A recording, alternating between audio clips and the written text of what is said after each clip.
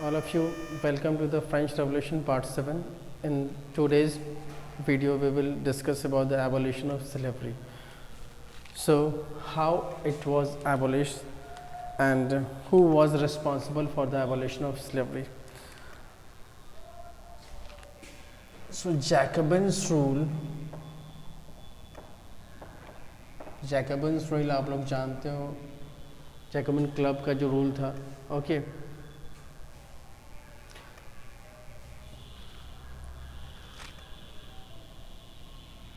most revolutionary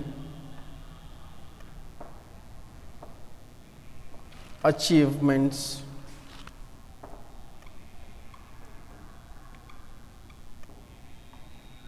was the abolition of slavery. Slavery समझते हो गुलामी. ओके तो गुलामी इंसान को जो ख़रीद बिक्री करके उनसे काम करवाया जाता है, बंधुआ मजदूर से भी बदतर होता है. सो सबसे जो मेजर अचीवमेंट था जैकोबिन्स रूल का वो था आपको रेवोल्यूशनरी अचीवमेंट जो था वो कि स्लेवरी को, गुलामी को ख़त्म करना, एबॉलिश करना.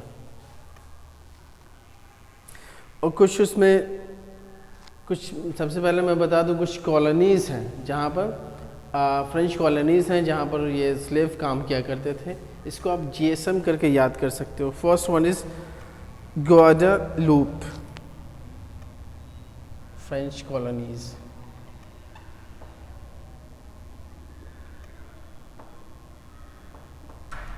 GSM. G for Guadeloupe and S for San Domingo and M for Martinique. These were the three major colonies of the French. France की ये 3 कॉलोनीज़ थी मेजर. और ये थी कहाँ? In the Caribbean nation.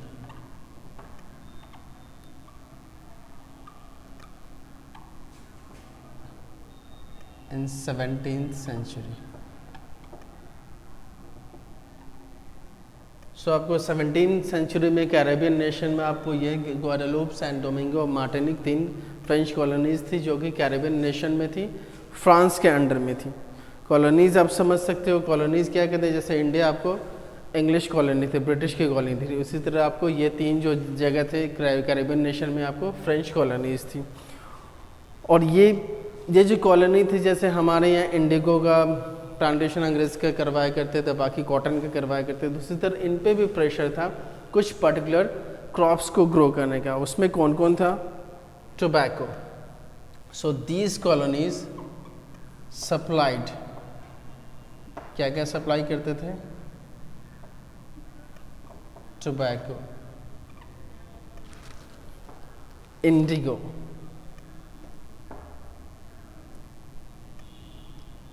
Sugar and coffee. ये कुछ ऐसी चीज़ें हैं जो कि बहुत इम्पोर्टेंट थी. और इनका जो सप्लायर कौन था? ये फ्रेंच कॉलोनीज़ थी और यही सब फ्रांस इनको सप्लाई करते थे दूसरे कंट्रीज़ में.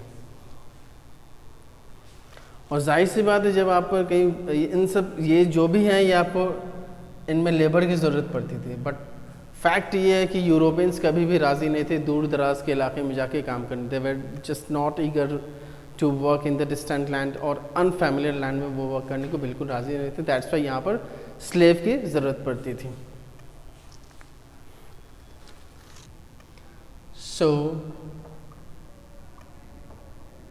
there was a need of large number of workers to carry out these activities, and the Europeans were reluctant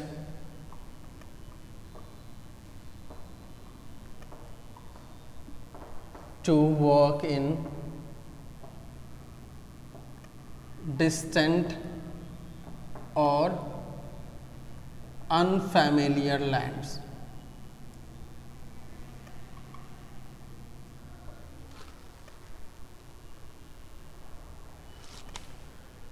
This led to the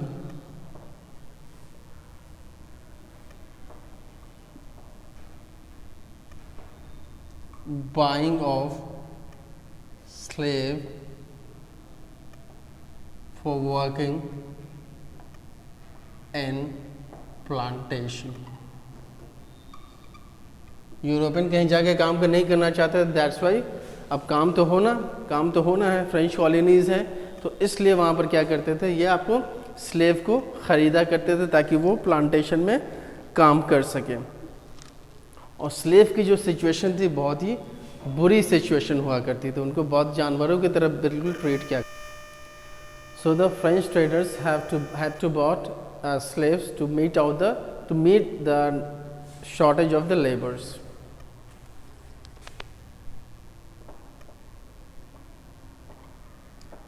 Hence, French traders had to purchase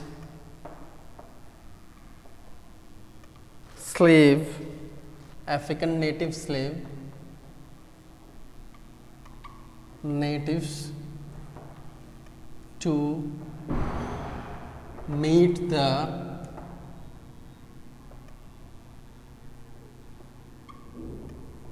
shortage of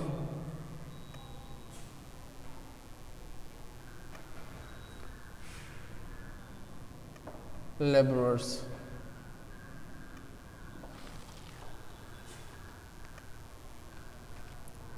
It was also called triangular slave trade. इसको हम लोग triangular slave trade भी कहते थे।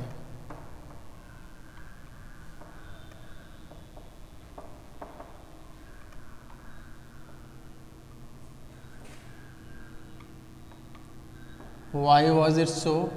As it was carried on between three nations, European, African and American. European ये काम किया करते थे, अफ्रीका और अमेरिका से खरीदा करते थे। As it was carried out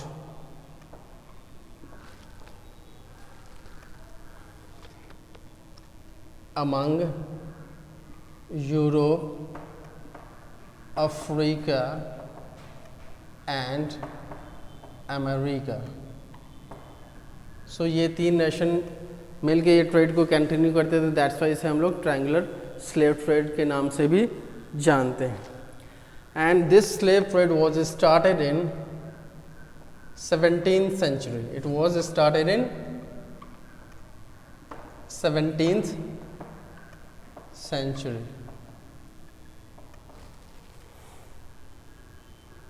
और इसमें होता था कि बॉर्डेक्स और नैंटिस दो पोर्ट थे, वहाँ से वो लोग इनको अंजाम दिया, इस प्रोसेस को, इस ट्रेडिंग को अंजाम दिया करते थे। French merchants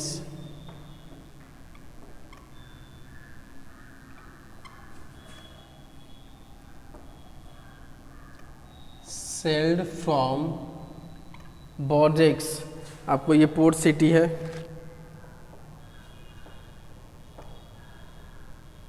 and नैंटिस,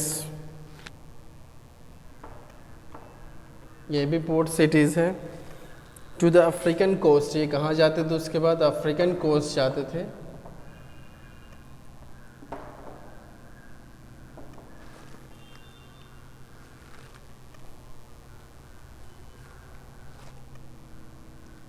to buy slaves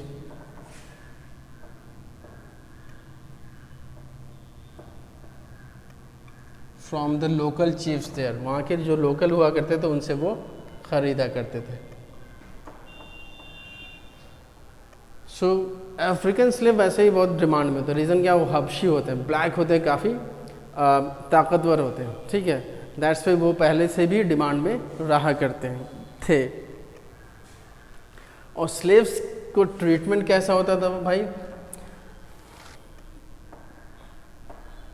The slaves were branded, branding होती थी उनकी डिफरेंट स्लेव्स के, एंड शैकल्ड, जंजीरों में बांधा जाता था उन्हें। एंड पैक्ड लाइक कमोडिटीज, और सामानों की तरह उन्हें पैक करके शिप पे भेजा जाता था।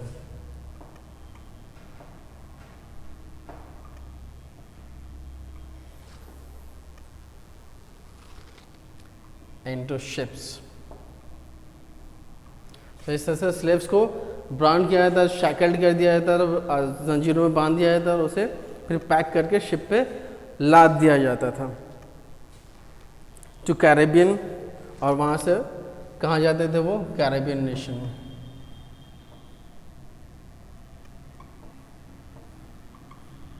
And they sold to the plantation honours.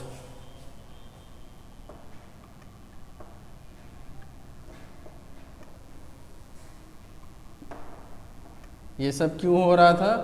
क्योंकि Europeans were reluctant to work on plantation, वो लेबर का काम करने को तैयार नहीं थे।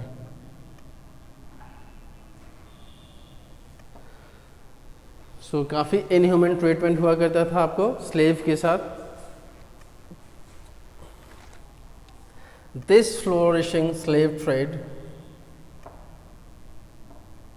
बहुत चला, ये बहुत मुनाफा हुआ। किसे? प्लांटेशन प्लांटर्स को।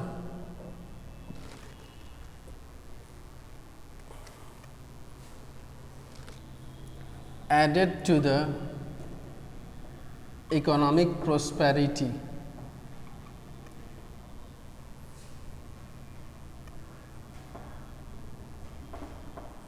to the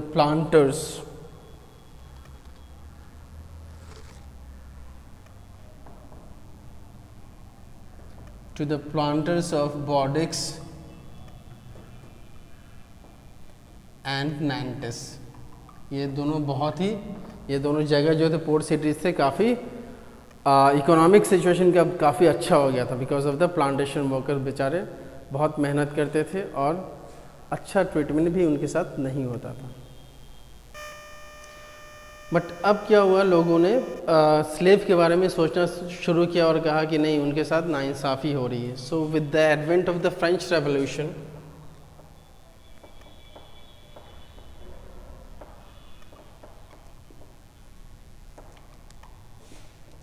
with the advent of the French Revolution and the declaration of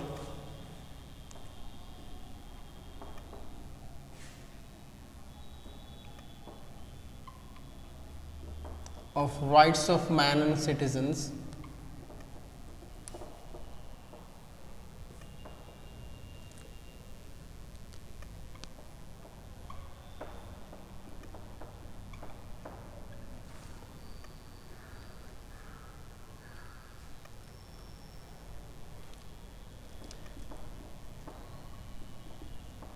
national assembly को अब लगा नहीं, ये सही नहीं हो रहा है, क्योंकि फ्रेंच रेवोल्यूशन हो रहा था, वहाँ बहुत सारे लोग सपोर्ट कर रहे थे इसको। वहाँ पर इंसानियत की बात कहीं ना कहीं हो रही थी, वहाँ डिफरेंसेस की बात की जा रही थी, वहाँ कही जा रही थी कि इनइक्वालिटी ख़त्म होनी चाहिए वगैरह वगैरह। और declaration of rights of man citizen में आप लोगों ने देखा हो पहले वीडियोज़ में कि किस तरह से उसमें सिटीजन्स को इक्वल राइट की बात कही गई थी। सो इन सब के बाद नेशनल असेंबली ने डिबेट्स करना शुरू किया, held long debates to abolish slavery, in fact slavery को ख़त्म करने की बात शुरू हो गई। अब जब ये बात शुरू हुई तो there was a clash between the commercial class। जाहिर सी बात है कॉमर्शियल क्लास को डर लगने लगा कि अब मेरा क्या होगा अगर ये वर्कर्स नहीं होंगे, and the principle embodied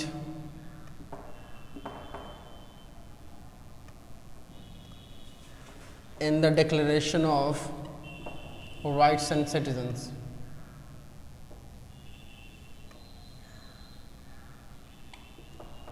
Rights of Man and Citizens,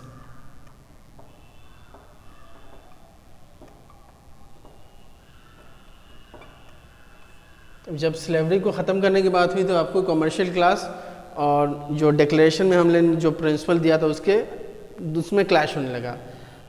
commercial class कह रहे थे नहीं ये ख़त्म हो जाएगा तो हमारा बिजनेस ठप हो जाएगा, हम कैसे मर जाएंगे। और जो प्रिंसिपल था वही कहता था कि नहीं ये नहीं होना चाहिए, slavery is wrong from humanitarian ground. उस बेसिस पर देखा जाए तो ये बिल्कुल भी गलत है। यहाँ पर कुछ लीडर्स का ग्रुप बना, leaders like Barnave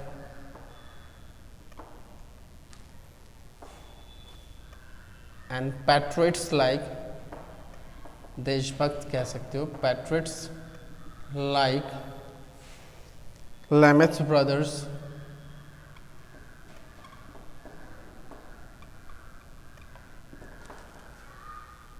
and monarchist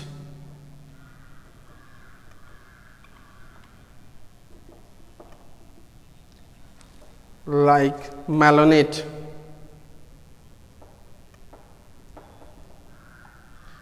were in favor of commercial class।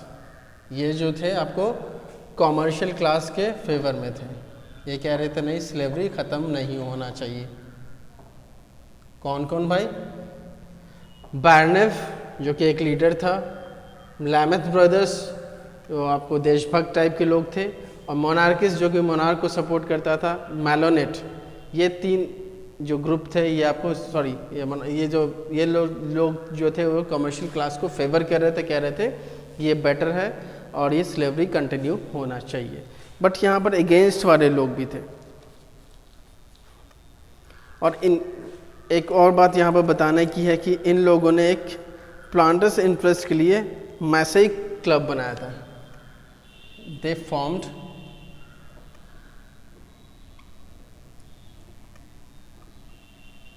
मैसेई club to favour the commercial class in August 1789।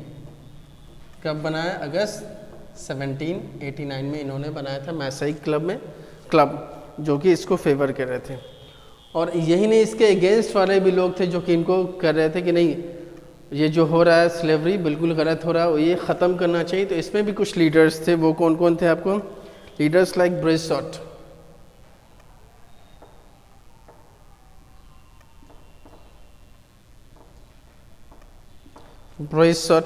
Robespierre, नाम सुना आप लोगों ने, मैक्सिमिलियन रॉबेस्पियर,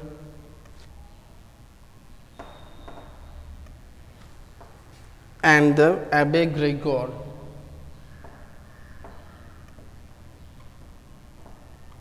ये कुछ जो थे आपको कहीं ना कहीं फेवर में, मतलब अगेंस्ट स्लेवरी थे, ये आपको स्लेवरी के अगेंस्ट में थे ये तीन लीडर।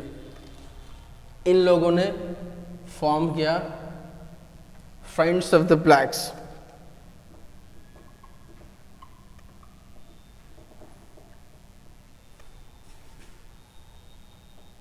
जाहिर सी बात है सारे स्लेव ऑलमोस्ट ब्लैक ही होते हैं, दैट्स वाई ये नाम रखा गया friends of the blacks, formed in 1783 to support slavery नहीं स्लेव की मदद के लिए इन लोगों ने ये ऑर्गेनाइजेशन बनाया था। अब कुछ स्लेव के लिए कुछ अच्छा होने वाला था, ठीक है। नेशनल कन्वेंशन जो कि आपको नेशनल असेंबली का पोर्शन था, the national convention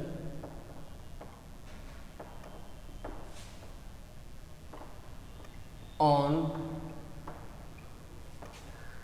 February 4, 1794, February 4, 1794 इन लोगों ने मेजर डिसीजन लेने का सोचा। किसने?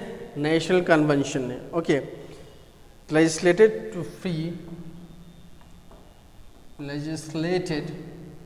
To free all slaves in the French colonies. जाहिर सी बात, फ्रेंच की ये बात करें तो फ्रेंच कॉलोनीज में जितना स्लेव होगा उसी की बात कर सकते हैं। तो इन्होंने कहा कि सारे फ्रेंच कॉलोनीज में जो स्लेव हैं सबको हम फ्री कर दिए देते हैं। कौन? National convention, when on February 4, 1794। Let's see what happened next, but it proved to be a temporary one.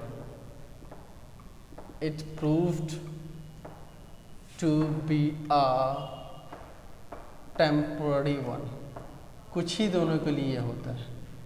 Y so? because it was reintroduced by Napoleon Bonaparte. Napoleon Bonaparte ने इसको फिर से रीइंट्रोड्यूस कर दिया as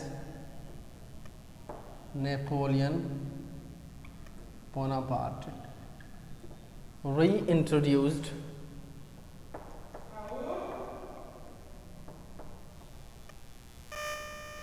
reintroduced it in 1802। Napoleon Bonaparte ने कहा कि नहीं, स्लेवरी ख़त्म नहीं होगा, इससे कमर्शियल क्लास को काफ़ी नुकसान है, इसलिए इसने रीइंट्रोड्यूस कर दिया। कमर्शियल क्लास को नुकसान होगा, अल्टीमेटली क्या होगा इसका इम्पैक्ट, बिजनेस पड़ेगा, इकोनॉमी ख़त्म हो जाएगा। बट अल्टीमेटली कहीं ना कहीं इनकी जीत होती है, किसकी? स्लेव की। Ultimately it was in 1848